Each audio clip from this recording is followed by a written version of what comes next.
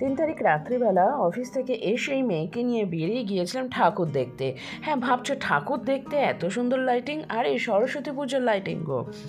সরস্বতী পুজোতেও যে এত সুন্দর লাইটিং করে পুজো হতে পারে সেটা আমরা কোনোদিনও ছোটোবেলাতে ভাবিনি। ছোটোবেলাতে সরস্বতী পুজো মানেই ছিল মায়ের শাড়ি দিয়ে বানানো, ঠাকুর মশাই হাইজ্যাক করে এনে পুজো, বাড়ির মানে সেই অল্প স্বল্প আয়োজন আর কি। কিন্তু আস্তে আস্তে যুগের সাথে সাথে সেই সরস্বতী পুজোয় যে এতটা ডেভেলপ হয়ে যাবে আর তা দেখার জন্য লাইন দিতে হবে সেইটা ভাবিনি। না, এইখানে লাইন দিইনি, এখানে সোজাই ঢুকে গেছি। তো প্রথমে এসেছিলাম MITর হোস্টেলে।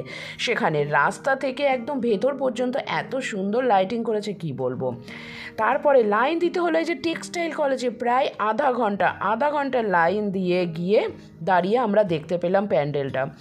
খুব সুন্দর প্যান্ডেলটা করেছিল। তোমরা যারা বহরমপুরে আছো তারা তো দেখেইছো, জানি, কারণ টেক্সটাইলের ঠাকুর কেউ কোনোবার বাদ দেয় না।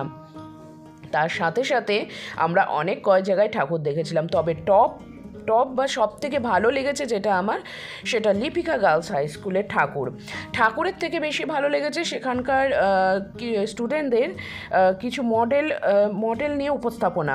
সেটা অবশ্যই, সেটা এখন নেই, সেটা ভিডিওর একদম শেষে আছে। তোমরা অবশ্যই পুরো ভিডিওটা দেখো, তাহলে তোমরা সেই সুন্দর জিনিসটা দেখতে পাবে, যেটা আমার ভীষণ ভালো লেগেছে।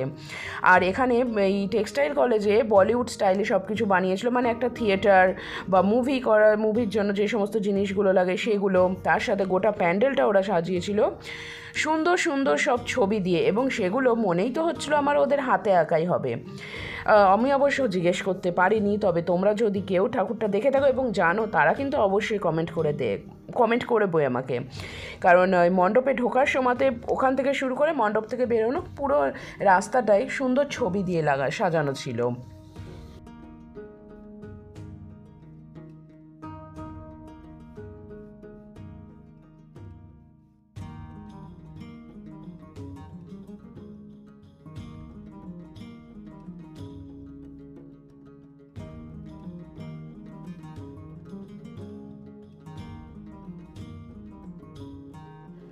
তারপর চলে এসেছিলাম আমার স্কুলে, মহারানী গার্লস হাই স্কুল, যেই স্কুলে আমি একদম ছোট থেকে ক্লাস 1 থেকে পড়াশোনা করেছি।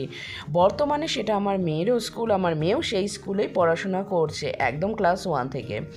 তো সেইখানে বেশ সুন্দর করে সাজিয়েছিল, এবং রাত্রিবেলা দিদিমণিরাও সেখানে ছিল, এবং সেখানে খুব সুন্দর নাচ গানের প্রোগ্রাম হচ্ছিল। তো ভিডিওতে কপিরাইটের জন্য সেই সমস্ত নাচ গানের কোনো কিছুই আমি দেখাতে পারলাম না। তারপরে এইখান থেকে চলে গিয়েছিলাম কলেজিয়েট স্কুলে, একদম আমাদের কাশেশ্বরী স্কুলের পাশেই। সেখানেও খুব সুন্দরভাবে সাজিয়েছিল, আর সব থেকে ভালো লেগেছিল এখানে কিছু রঙ্গোলি বানিয়েছিল ওরা, ছেলেরা স্টুডেন্টরাই বানিয়েছে, এবং এত সুন্দর বানিয়েছিল কি বলবো। সেগুলো তো আমি তোমাদেরকে অবশ্যই দেখাবো, কারণ আমি যখন এত সুন্দর জিনিস দেখেছি।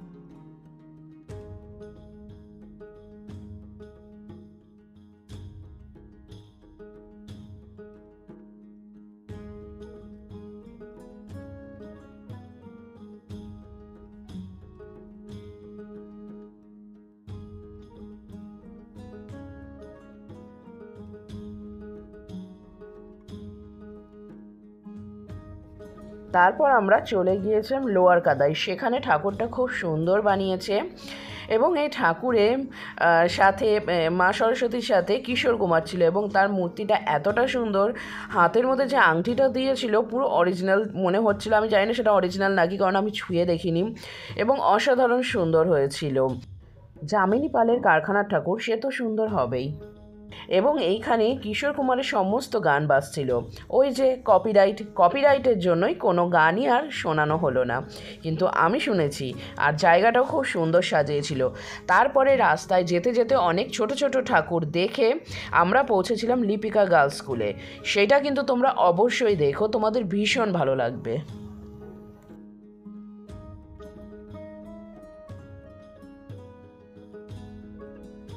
এবার আমরা এসেছি লিপিকা গার্লস হাই স্কুলে। তো সেইখানেই যাচ্ছি, বেশ সুন্দর করে সাজানো গোছানো, প্রত্যেকটা স্কুলই অসাধারণ সাজিয়েছে সুন্দর, কিন্তু কোনো কিছু থাকে না যেটা একটু এক্সট্রা, সেরকমই ছিল হচ্ছে এই স্কুলটা। তো এইখানটায় সমস্ত সুন্দর সাজানো গোছানো অন্যান্য স্কুলের ন্যায়, কিন্তু এইখানকার স্টুডেন্টদের বিশেষ উপস্থাপনা, হ্যাঁ আমার একটু বলতে ভুল হয়েছিল, উপস্থাপনা, সেইটা তোমরা অবশ্যই দেখো।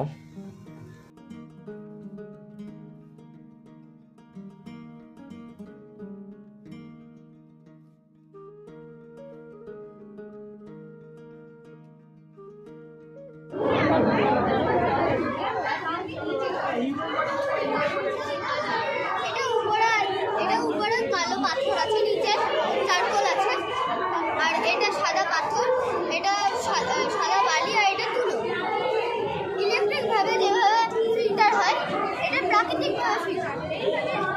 এখানে নোংরা জল আছে, নোংরা জলটা যদি আমি এখানে ঢালি তাহলে স্তরে স্তরে ফিল্টার হয়ে বেরিয়ে আসবে, আর শেষে যত সূক্ষ্ম কণা থাকবে এই তুলোতে এসে আটকে যাবে, আর বাকি পরিষ্কার জলটা ফিল্টারের মাধ্যমে বেরিয়ে যাবে।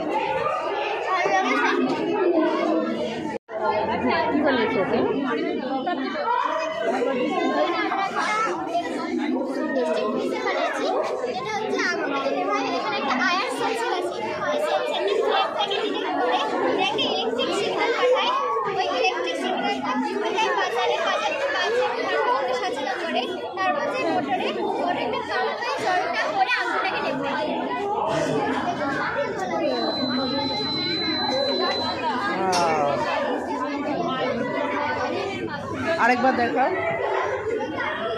আমাদের সেন্সার দিচ্ছে, এখান থেকে ওই দিক দিয়ে জল যাচ্ছে আগুনে ভাবে।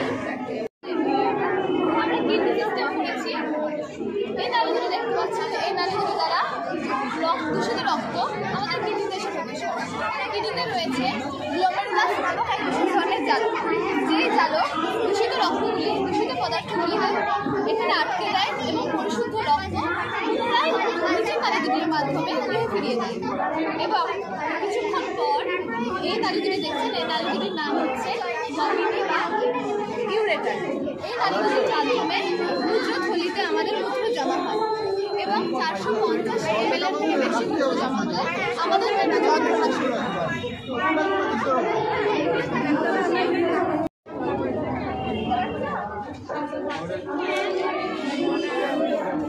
কি বানিয়েছো? Underground water recharge. শহরাঞ্চলে কি হয়, নিচের রাস্তা, কংক্রিটের রাস্তা করতে বলে মাটি আগে যে একটা ন্যাচারাল স্পঞ্জের মতন কাজ করতো, যে বৃষ্টির জল যেটা হতো সেটা হচ্ছে শুষে নিত। শোষণ করার পর কী হতো, যে মাটির নিচে আন্ডারগ্রাউন্ড হচ্ছে সেটা সাপ্লাই করে সুবিধা হতো। এখন কী হচ্ছে, নগরের ক্ষেত্রে যে নিচের রাস্তা, কংক্রিটের ফুটপাথ, তার ফলে কী হচ্ছে, মাটির কাজটা এরা হতে দিচ্ছে, বাধা দিচ্ছে, যার ফলে কী হচ্ছে, যে এনাফ জল ভিতরে ফিল্টার পাচ্ছে, যার ফলে মাটির আন্ডারগ্রাউন্ডে জলের লেভেলটা ধীরে কমেই যাচ্ছে। তো সেহেতু গ্রীষ্মের সময় অনেক সময় কী হয়, যে মোটরের থ্রুতে, কলের থ্রুতে জল তুলতে অনেকটা অসুবিধা হয়। এটার একটা খুবই সাধারণ সলিউশন হলো যে হচ্ছে ছাদে যে বৃষ্টির জলটা সঞ্চয় হবে, সেই বৃষ্টির জলটা পাইপের থ্রুতে যেটা বেরিয়ে যায়, যেটা হচ্ছে যাতে ছাদ নষ্ট না হয়, সেটার জন্য যে আমরা পাইপের থ্রুতে জল বার করে দিতাম, সেটা শেষমেশ কোথায় যায়, নালা নর্দমা এর থ্রুতে শেষমেশ জল দূষণের ভাগিদার।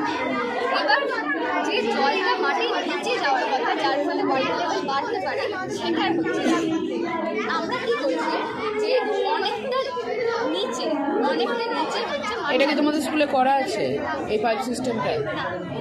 আচ্ছা, এটা তুমি বলছো পরিকল্পনা, মানে এটা পাইপটা ডিরেক্ট ইয়েতে যাবে, নিচে যাবে, জলটা যেটা মাটিতে মিশবে। যদি এটা মাটিতে অনেকটা ভিতরে যদি হচ্ছে এটাকে আমি গভীরে নিয়ে যাই পাই, তাহলে কি হবে, পরবর্তীকালে বৃষ্টির জলটা মাটির ভিতরে গিয়ে যখন ময়েস্ট তাহলে আস্তে আস্তে মাটির লেভেল কমে যাচ্ছিল, মাটির যে ওয়াটার লেভেলটা কমে যাচ্ছিল সেটা আস্তে আস্তে বাড়বে, যার ফলে পরবর্তীকালে গ্রীষ্মের সময় সমস্যাটা হয়, জল ওঠে না, সেটা একটা হলো আমরা খুব ভালো পরিকল্পনা। কি বানিয়েছো এটা তোমরা? আমাদের এই প্রজেক্টটা হচ্ছে সোলার পাওয়ার ইরিগেশন সিস্টেম। তো আমরা এখানে দেখেছি কীভাবে জীবাশ্ম জ্বালানির পরিবর্তে সূর্যালোকের মাধ্যমে কৃষিক্ষেত্রে জলসেচ করা যায়। তো আমাদের এখানে সোলার প্যানেল রয়েছে। সূর্যালোক যখন সোলার প্যানেলের উপর পড়ছে তখন শক্তি উৎপাদন হচ্ছে এবং শক্তিটা এখানে স্টোর করা হচ্ছে। আর আমাদের এখানে আগে থেকে স্টোর করে রাখা জল রয়েছে, যা এর মধ্যে একটা মোটর রয়েছে। এই শক্তির সাহায্যে মোটর থেকে জল এই কৃষিক্ষেত্রে এসে পড়ছে এবং জলসেচ হচ্ছে। কৃষিক্ষেত্রে জলসেচ ব্যবস্থায় যে বিদ্যুৎ শক্তি আমরা ব্যবহার করি তার প্রধান উৎস হচ্ছে জীবাশ্ম জ্বালানি। কিন্তু এমন অনেক জায়গা রয়েছে যেখানে আমরা এই বিদ্যুৎ শক্তি পৌঁছে দিতে পারি না। সেক্ষেত্রে আমরা বিদ্যুৎ শক্তির বিকল্প শক্তি হিসেবে সৌরশক্তি ব্যবহার করতে পারি। সৌরশক্তি ব্যবহার করলে পরিবেশ দূষণ যেমন কমবে, তেমনি আমাদের অর্থনৈতিক খরচ অনেকটা কমবে। সৌরশক্তি সোলার প্যানেল ইনস্টলেশন ছাড়া মাঝে আর কোনো এই সৌরশক্তি শুধুমাত্র কৃষিক্ষেত্রে ব্যবহার করতে পারি এমনটা নয়। সৌরশক্তি আমরা আমাদের এবং আমাদের গৃহস্থালির কাজকর্মে ব্যবহার করতে পারি। সরকার থেকে সৌরশক্তির ব্যবহার সাধারণ স্তরে পৌঁছে দেওয়ার জন্য ইনিশিয়েটিভ নেওয়া হয়েছে, যার নাম হচ্ছে সূর্য ঘর প্রকল্প বিনামূল্যে বিদ্যুৎ যোজনা। 2030 সালের মধ্যে এই সৌরশক্তি ব্যবহার করে 500 গিগাওয়াট এনার্জি রিসোর্স করার একটা সোলার প্যানেল লাগিয়ে, তাই তো? একটা মানে সংরক্ষণ করা একটা নীতি নেওয়া হয়েছে, যেটা আমরা রিনিউয়েবল এনার্জি ব্যবহার করে খুব সহজে করতে পারি। খুব ভালো লাগলো।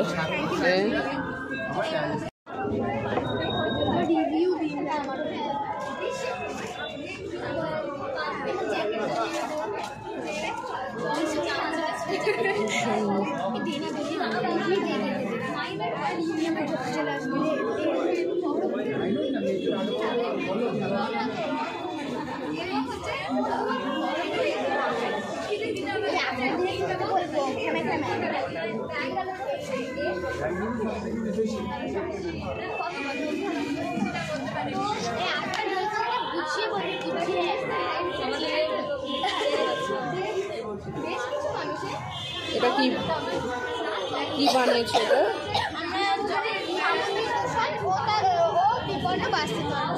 এখানে মডেল দূষণ, আর এখানে দুটি মডেল রয়েছে, এটি দূষিত সমুদ্র আর অতি দূষণ। আচ্ছা,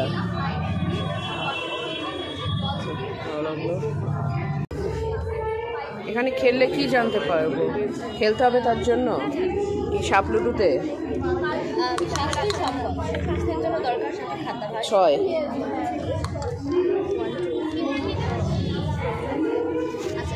রক্তাল্পতা বা অ্যানিমিয়ার রোগ প্রতিরোধ করে।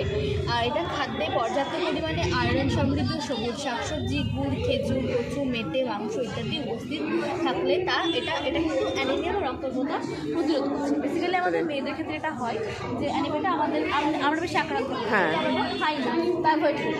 এই কারণে এখানে বলা হচ্ছে যদি আমরা এগুলো ইউজ করি বা এগুলো যদি খাই, আয়রন ট্যাবলেট আমরা ইউজই করি না, আয়রন ট্যাবলেট ডাইস আমরা ওগুলো ব্যবহার করি না, একদম করি না, ওটা কিন্তু ভুল করি। আমাদেরকে আয়রন ট্যাবলেট খেতে হবে, তার সাথে সবুজ শাকসবজি যেগুলো আমাদেরকে দিচ্ছে অ্যাকচুয়ালি প্রকৃতি, ওগুলো বেসিক্যালি খেলে আমরা এই সমস্ত রোগ থেকে এটা যে বানিয়েছো তোমরা নিজেরাই বানিয়েছো? না, আসলে এটা আমাদের সিনিয়ররা বানিয়েছে, আমরা ওদেরকে হেল্প করেছি। আচ্ছা আচ্ছা, তৈরি করতে হেল্প করেছো। খুব ভালো লাগলো।